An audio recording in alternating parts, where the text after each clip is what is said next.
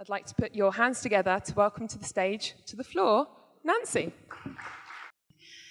What I just wanted to share is we're out here, it's late at night, let's have fun, because I love having fun.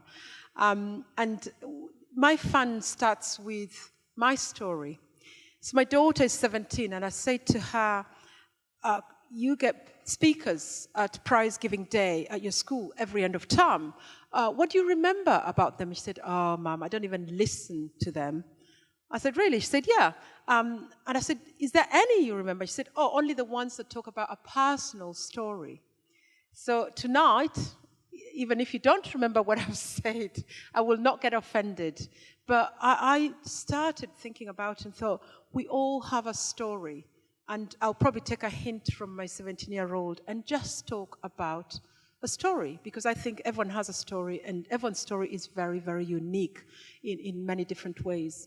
And with my story is, in a nutshell, I was born in a family of 14 children, so I'm a 14th child. And the other thing is, my mother was married at the age of 15 because she had to leave school for her brothers to have an education. And so one thing she always used to say to me, Nancy, education is very, very important. And my father was a village chief, and he desperately wanted sons. And you guess what? Why my mother was having so many children? Because she was desperate to have sons, but she wasn't.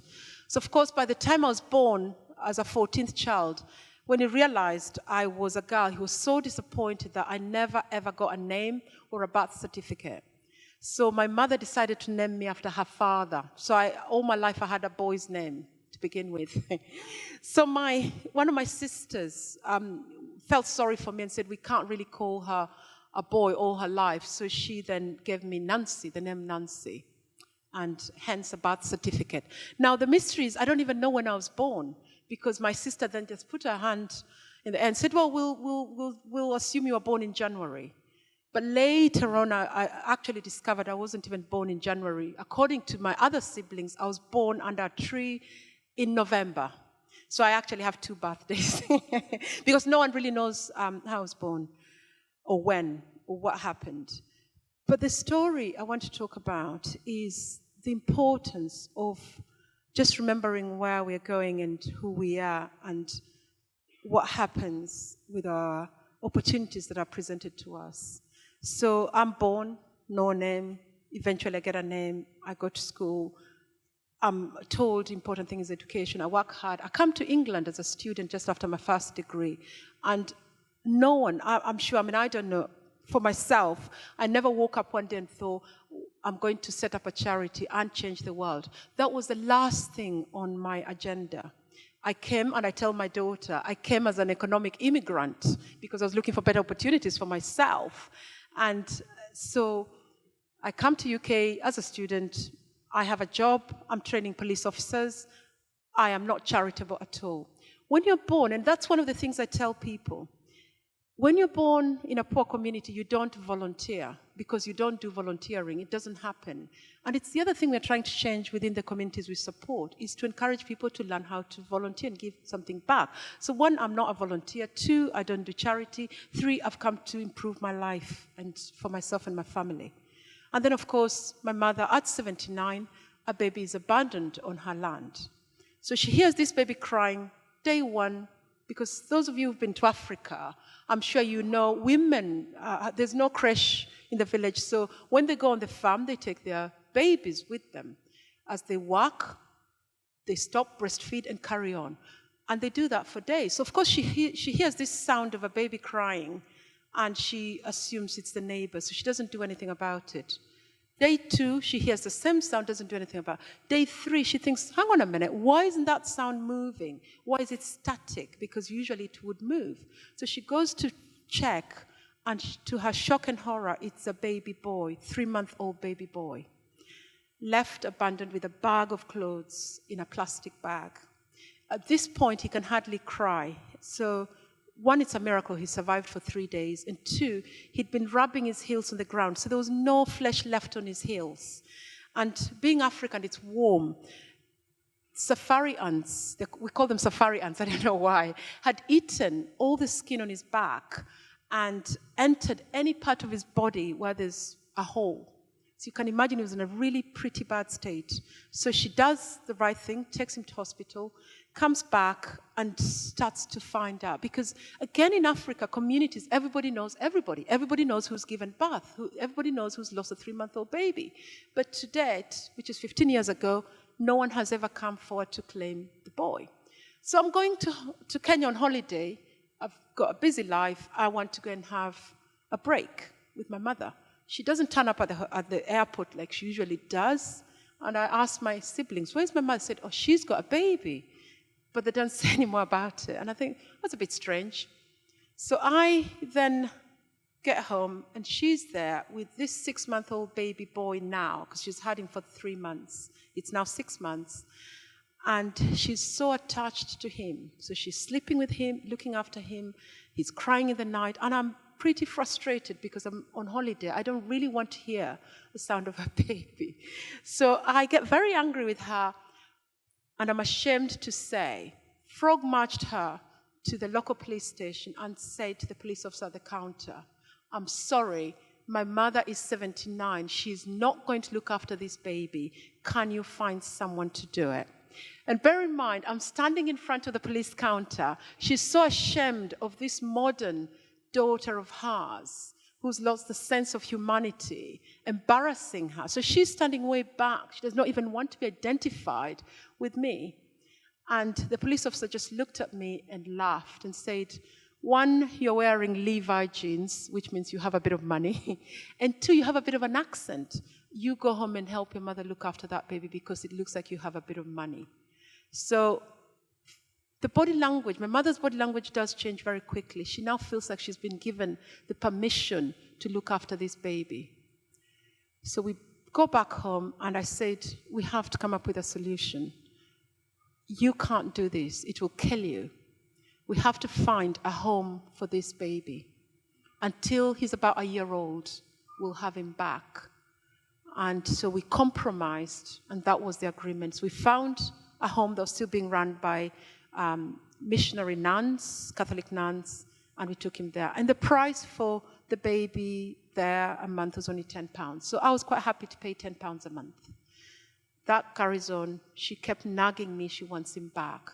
And it used to be 20 kilometers to where the baby was, and she kept visiting. She would walk half the journey.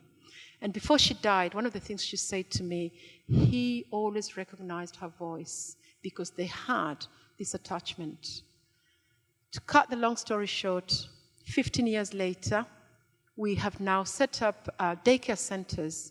Now, one of the things I will keep campaigning for is I do not sign up for orphanages, because I have seen from my personal experience, when you put a child in an orphanage, you de-skill them, because what we don't appreciate, when a child lives with a family, they learn the basic skills that every human being needs, even if it's just moving plates from the table to the kitchen, and just those skills that they need. So we call them day centers. So we take children from the age of 3 who are orphaned, we find them families in the community that will look after them, and we support them in that way. And our oldest child is now at university, and we have seen their lives transformed over the years. So we now support over 400 orphans in the community. And the other thing also, working with the police officers, they would complain about antisocial behavior. So we started taking young people. Now, our logo never used to be changing lives for good. Our logo used to be supporting HIV orphans in Kenya. But very quickly, as we took these young people, especially those that were offenders on antisocial behavior, they would come back and they would never, ever commit crime again. And we thought, oh, we've just found a model, because their lives were being transformed for the first time. They were realizing how lucky they are in their personal lives. So we realized that we were not just supporting HIV orphans, we were actually changing lives for good, and it means for good. Because once you go and you're touched by the experience, you never come back the same.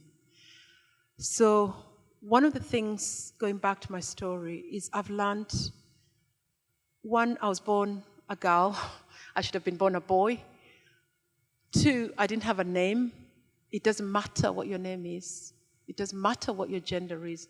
And 3, I was born in a village. And when I watch Comic Relief, I laugh because I was one of those girls that used to walk up the hill without shoes, going to school. And in my classroom, it used to be fast come, fast serve. If you are late, you will sit on the floor. And you have to write and do your work sat on the floor. And so going to school early was so important. And now I look back and I think, how did I get here? So no one, personally, no one, I think, wakes up and thinks, today I'm going to change the world. I don't think anybody's born saying, I am going to be a world changer. It's the choices you make. I had to make a choice. Sometimes it's by default. I found myself in a situation where there was a baby who had been abandoned.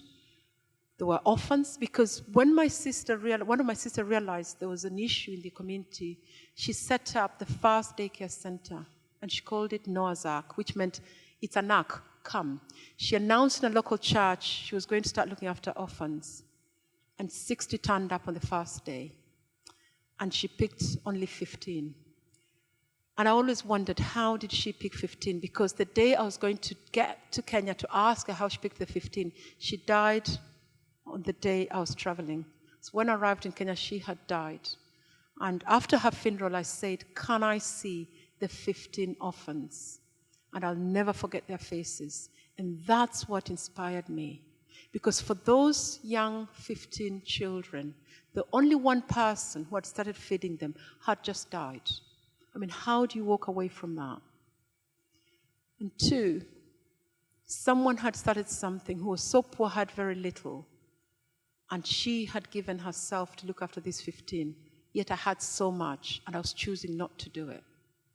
And that's what inspired me, that people make choices. You don't have to have the best education. You don't have to have a story. You don't even have to have a name. You don't even have to have a gender. But you can make a difference. Now, when I go back to that culture that doesn't respect the value of women, do you know what my uncles say? Nancy, we only wish you were born a boy, because it's only men who do things like what you've done. Because regardless of what we do, I am still the wrong gender. So we'll just show you the video, 5 minutes video. Now that video was done by my dear husband, who suffered the years of sacrifice of being married to me. Because I never listen. And I tell you why I never listen. When I have an idea, you cannot stop me. I will go for it.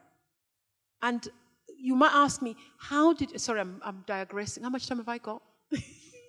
You're fine. We got to 11.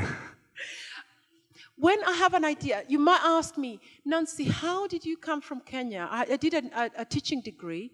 I came to UK. I worked for the civil service. You might ask me, how did you get to training police officers? And I'll just give you a snapshot. They had just announced that the London, what is it called? The Dome. They had just announced on the telly the Dome is being closed for public, whatever it was set up for. And I decided I was going to take my family to the Dome before it's closed to the public. And so we went to the Dome. I had a 6-month-old baby. And my son, who was at the time was 9. With my husband and my mother-in-law, we took a day out to the Dome. And unfortunately, we got too excited. By the time we finished our visit at the Dome, it was too late in the night. By the time we got the train from King's Cross to Chichester, where my mother-in-law lives, it was something like 11 o'clock in the night. And so we sat in this train carriage. And there was us, me, my children, my husband, who's white, you can see, my mother-in-law, who's white, and a few other elderly white people. And there was a group of teenagers in the next carriage, about 20 young people, who are all whites between the age of 12 and 21. And guess what? They then came into this train carriage and started calling me and my children the most racial names you can imagine. And when you're holding a 6-month-old baby, you get very tense. So, of course, my baby started crying. And they called her the most horrific names I've ever heard in my life. We were so scared, we didn't know what to do. We felt trapped.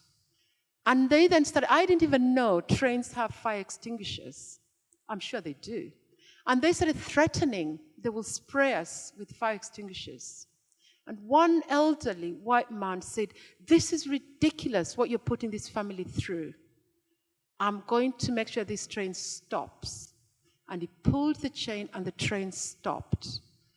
And he told the train driver what we were going through. And the train driver said, "This train is not going anywhere until the police arrive." And 2 police officers arrived, and they were told what had happened. And they said, they took our names and our details, and they said to us, they will remove the boys, move them to another carriage, but make sure to the train driver, when we get to Chichester, to walk us to our car so that we are safe, which he did. We were so traumatized as a family. We just could not believe how we had escaped this racial attack. And we decided to put it behind us. And we went home and never spoke about it. 6 months later, the police rang us and said, "Oh, Mrs. Hunt, we think there was a racial incident on the train, and we must investigate it." And they came to us, gosh, I feel like I'm shaking now. They came to us and took the statements and said, "We have to do something about it. But it's been 6 months. You have to come and identify the perpetrators, because, unfortunately, the 2 police officers who came on the scene of the crime did not take the statements from the young people. And we cannot take 20 young people to court. So you have to come and identify them." In those days, to identify an offender, you saw them through a glass and you walked past and you feel like they're seeing you, but they can't. So, of course, it's a year now, and I can't remember how they look like. And so I said, "Sorry, sir, I can't identify them." 2 weeks later, I got a letter saying, "We're really sorry, you couldn't identify them, there's no case." And I was so determined that I would become a police trainer and train police officers about how the experience of being on the receiving end feels like. So to cut the long story short, today is about when you have an experience, how do you turn that experience, whether it's negative or positive, into changing other people's experiences. I have chosen to use any experience I come across to change my life and others. And that's why nothing stops me. However hard, however tough, I just feel I am here today and I want to leave a legacy. What do I want people to remember me for? Not because of what I did, who I was, but the people I touched. So the video is quite old. It talks about 150 orphans, but that was really old. But it does put into context the story of how the Nasio started. So I really hope you can enjoy that. Thank you.